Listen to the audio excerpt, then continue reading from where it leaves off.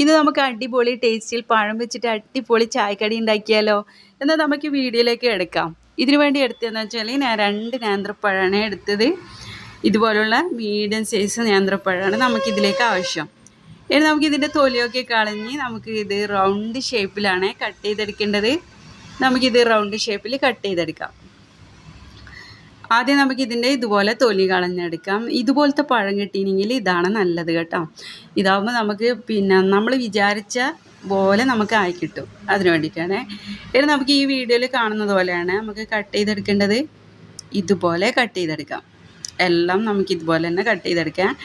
നമ്മുടെ കുട്ടികൾ സ്കൂളിൽ വിട്ട് വരുമ്പോഴൊക്കെ നമുക്ക് സ്പെഷ്യൽ കടിയായിട്ട് തന്നെ കൊടുക്കുക കേട്ടോ. ഇന്ന് എന്തായാലും ഇത് കണ്ടതിന് ശേഷം നിങ്ങൾ ഇന്ന് വൈകുന്നേരം തന്നെ ഒന്ന് ട്രൈ ചെയ്ത് നോക്കിക്കേ. എന്നിട്ട് നമുക്ക് ഒരു പാൻ വെച്ചതിന് ശേഷം വെളിച്ചെണ്ണ ഓയിലോ ചേർത്ത് നമുക്കിതൊന്ന് ഫ്രൈ ചെയ്തെടുക്കാം. എല്ലാം നമുക്ക് പാനിലേക്ക് ഇതുപോലെ ഇട്ട് കൊടുക്കാം. പിന്നെ റൗണ്ട് ഷേപ്പായിട്ട് നമ്മൾ കട്ട് ചെയ്ത് കൊടുത്തുകൊണ്ട് എന്തായാലും നമുക്കിതൊന്ന് തിരിച്ചും മറിച്ചൊക്കെ ശ്രദ്ധിച്ചിട്ട് എല്ലാ ഭാഗവും നമുക്ക് ആയി കിട്ടേണ്ടതാണ്. ഇതുപോലെ നമുക്ക് ഓരോന്നോരോന്നായിട്ട് തിരിച്ചും മറിച്ചൊക്കെ ഇട്ട് കൊടുക്കാം. എന്നാലേ നമുക്ക് എല്ലാ ഷേപ്പും എല്ലാ ഭാഗവും ആയി കിട്ടും. അതിന് വേണ്ടിയിട്ടാണ്.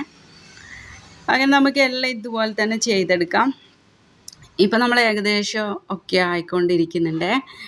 നമുക്കിതുപോലെ എല്ലാം ശ്രദ്ധിച്ച് തിരിച്ചും മറിച്ചൊക്കെ ഇട്ട് കൊടുക്കാം. ഇപ്പം ഏകദേശം ആയി കിട്ടിയിട്ടുണ്ട്. ഇനി നമുക്കിതൊക്കെ ഒരു പ്ലേറ്റിലേക്ക് മാറ്റിയാലോ. എല്ലാം ആയിട്ടുണ്ട്. നമുക്കൊരു പ്ലേറ്റിലേക്ക് മാറ്റാം. നിങ്ങളെന്തായാലും ഇതൊന്ന് വൈകുന്നേരം കുട്ടികൾ വരുമ്പോഴത്തേക്ക് ഒരു സ്പെഷ്യൽ കടിയായിട്ട് എന്തായാലും ഒന്ന് ട്രൈ ചെയ്ത് നോക്കാം കേട്ടോ. കുട്ടികളൊക്കെ അത്രയും നല്ല ടേസ്റ്റ് ഉണ്ടെന്ന് തന്നെ പറയും. ഇനി നമുക്കിതിലേക്ക് ആവശ്യമെന്ന് വെച്ചാൽ 3 മുട്ടയാണ് ഞാൻ എടുത്തത്. നമുക്ക് മിക്സിൻ്റെ ജാറിലോട്ട് 3 മുട്ട ഇതുപോലെ ഉടച്ചൊഴിച്ച് കൊടുക്കാം. ഇതുപോലെ 3 മുട്ട ഉടച്ചതിന് ശേഷം ഞാൻ ഇതിലേക്ക് എടുത്തതെന്ന് വെച്ചാൽ 4 പീസ് ബ്രെഡാണ് എടുത്തത്. ഇതുപോലെ 4 പീസ് ബ്രെഡ് എടുത്തതിന് ശേഷം നമുക്കിതിലേക്ക് ചെറിയ ചെറിയ പീസാക്കിയിട്ട് തന്നെ മിക്സിൻ്റെ ജാറിലോട്ട് ഇട്ട് കൊടുക്കാം. ഇനി ഇതിലേക്ക് ആവശ്യമെന്ന് വെച്ചാൽ ഏലക്കായാണ്.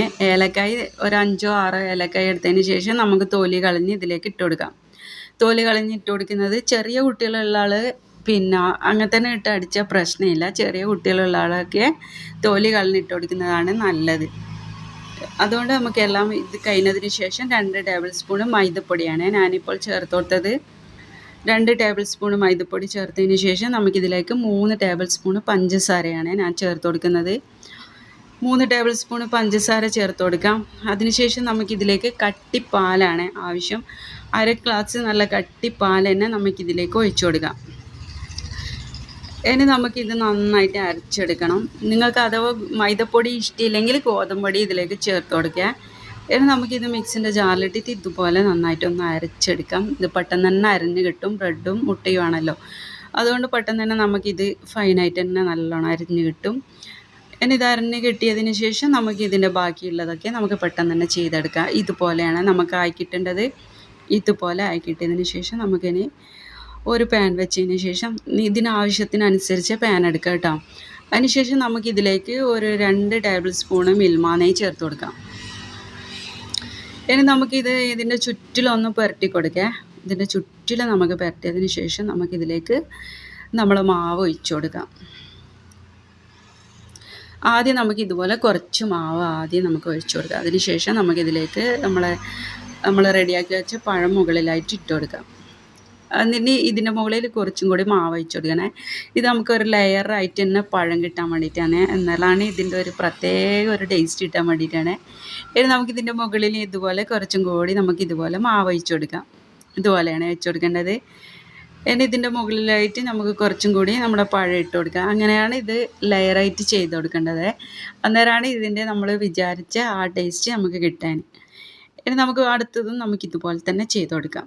അങ്ങനെ നമ്മുടെ എല്ലാം ഇതുപോലെ തന്നെയാണ് ചെയ്തെടുക്കേണ്ടത്. ഈ വീഡിയോയിൽ കാണുന്നത് പോലെ തന്നെ നിങ്ങൾ ചെയ്തെടുത്തു കേട്ടോ. ഇനി അടുത്ത മാവും കൂടി ഞാൻ ഒഴിച്ചു കൊടുക്കുന്നുണ്ട്. ഇതുപോലെ ഒഴിച്ചതിന് ശേഷം നമുക്ക് ഇതിൻ്റെ മുകളിലായിട്ട് നമുക്ക് ബാക്കി പഴം കൂടി ഇട്ട് കൊടുക്കാം. ഇതുപോലെ ഇട്ട് കൊടുക്കാം കേട്ടോ. ഇതുപോലെ ഇട്ട് കൊടുക്കുന്നത് മുകളിൽ നമുക്കൊരു ഭംഗി കാണാൻ വേണ്ടിയിട്ടാണ് ഇട്ട് കൊടുക്കുന്നത്. അത് ഇട്ട് കൊടുത്തതിന് ശേഷം നമുക്കിത് ലോ ഫ്ലെയിമിലാണ് വേവിച്ചെടുക്കേണ്ടത്. ലോ ഫ്ലെയിമിൽ വേവിച്ചെടുക്കാം. 15 20 മിനിറ്റാണ് ഇതിൻ്റെ കറക്റ്റ്. അഥവാ അടിവശം കരിയെന്നുള്ള പേടിയുണ്ടെങ്കിൽ ഇതിൻ്റെ അടിവശം നമുക്ക് ഒരു പഴയ നോൺ സ്റ്റിക്ക് പാത്രം അങ്ങനെ എന്തെങ്കിലും വെച്ച് കൊടുത്താൽ മതി കേട്ടോ. എന്നാൽ നമുക്ക് കരിയാണ്ട് തന്നെ ഇത് കിട്ടും. കാരണം മധുരമുള്ളതായതുകൊണ്ട് കരിയാൻ ചാൻസ് ഉണ്ട്. ഇനി നമുക്ക് ഇതിൻ്റെ മുൻവശം കുറച്ചാകാൻ ബാക്കിയുണ്ടായതുകൊണ്ട് ഞാൻ ഇതുപോലെ ഒരു പാൻ വെച്ചിട്ട് വേവിച്ചെടുത്തതാണ്. അതുപോലെ നിങ്ങൾ ചെയ്തെടുത്താൽ മതി. ഇപ്പം നല്ലോണം ആയി കിട്ടിയിട്ടുണ്ട് കേട്ടോ. ഇനി നമുക്കിതൊരു പ്ലേറ്റിലേക്ക് മാറ്റിയിട്ടുണ്ട്. അങ്ങനെ നമ്മൾ അടിപൊളി ടേസ്റ്റിയായ പഴം കൊണ്ടുള്ള ചായക്കടി റെഡിയായി കേട്ടോ. ഇനി നമുക്കിതൊന്ന് കട്ട് ചെയ്ത് നോക്കാം. ഇതിൻ്റെ ഉൾവശമൊക്കെ നിങ്ങൾക്ക് കാണണമല്ലോ. ഇനി നമുക്കിത് കട്ട് ചെയ്തിട്ട് നമുക്ക് കഴിക്കാം. നിങ്ങൾ എന്തായാലും ഇന്ന് വൈകുന്നേരം തന്നെ ഉണ്ടാക്കിയിട്ട് ഒന്ന് ട്രൈ ചെയ്ത് നോക്കാം. അത്രയും നല്ല ടേസ്റ്റാണ്. നിങ്ങൾക്ക് എൻ്റെ ചാനൽ ഇഷ്ടമായെങ്കിൽ സബ്സ്ക്രൈബ് ചെയ്യാനും ലൈക്ക് ചെയ്യാനും സപ്പോർട്ട് ചെയ്യാനൊന്നും മറക്കല്ലേ. ഇതുപോലുള്ള നല്ല വീഡിയോസ് ആയിട്ട് നമുക്ക് വീണ്ടും കാണാം.